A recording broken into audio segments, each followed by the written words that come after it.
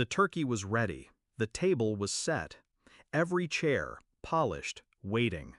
I had spent 3 days preparing. Candles, wine, dishes passed down from my grandmother. And then, silence.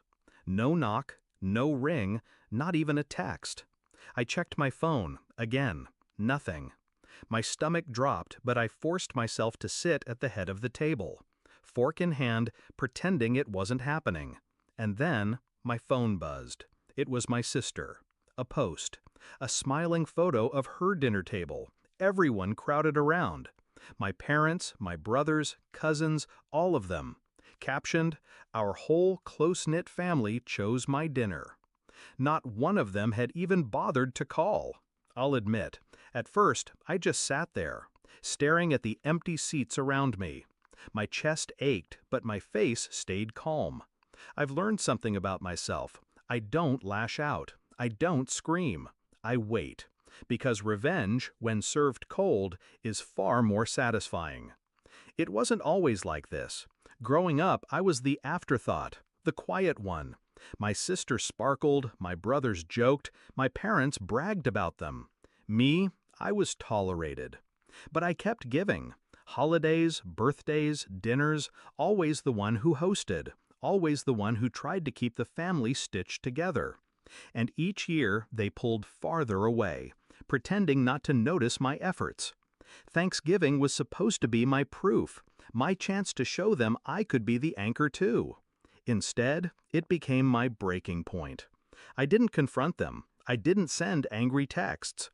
I booked a vacation. The next morning, while my sister uploaded more photos of her perfect family dinner, I was boarding a plane. Somewhere warm, somewhere beautiful, somewhere very, very visible. Because if there's one thing my family loves more than themselves, it's appearances. I planned my posts with precision. Day 1, a casual beach photo. Nothing loud, just me with a drink, sunset glowing behind me. Day 2, a luxury resort pool, infinity edge melting into the horizon. Day 3, dinner at a 5-star restaurant. A single caption, "Grateful." And then the piece de resistance. A shot from the balcony of my private suite. Ocean stretching for miles. Hashtag Thanksgiving my way. The reaction was instant. My phone lit up with missed calls, messages, voicemails. My mother's voice, tight with panic. "Why didn't you tell us you were going away?" My father's clipped tone. "Are you trying to make us look bad?" My sister's hissed text. "Wow, way to embarrass the family." Embarrass them.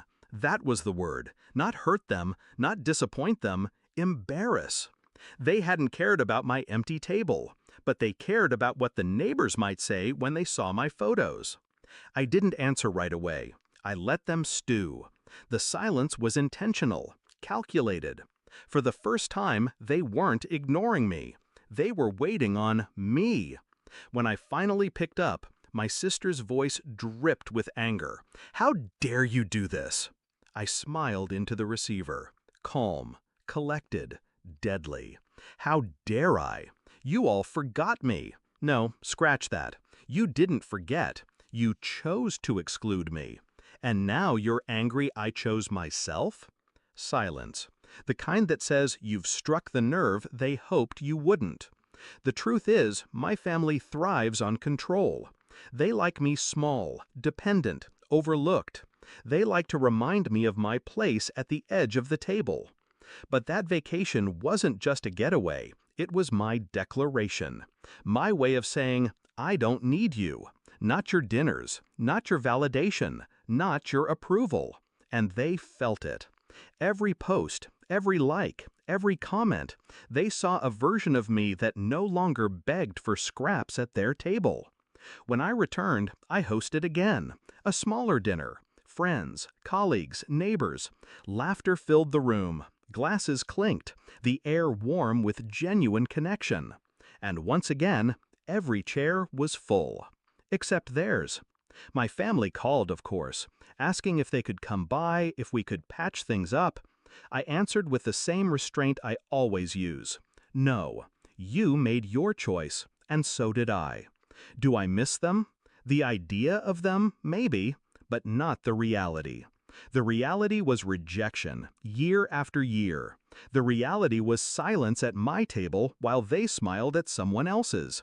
So, I built a new table, one where I'm not an afterthought. And the irony?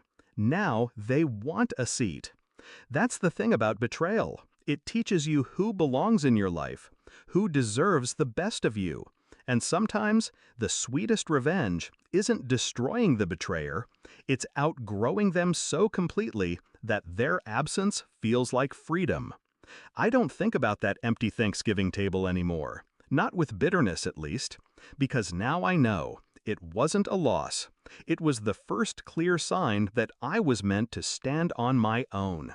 And the photos from that vacation, I keep them framed. Not as proof to anyone else, but as a reminder to myself, I stopped waiting for their invitation and started living without it.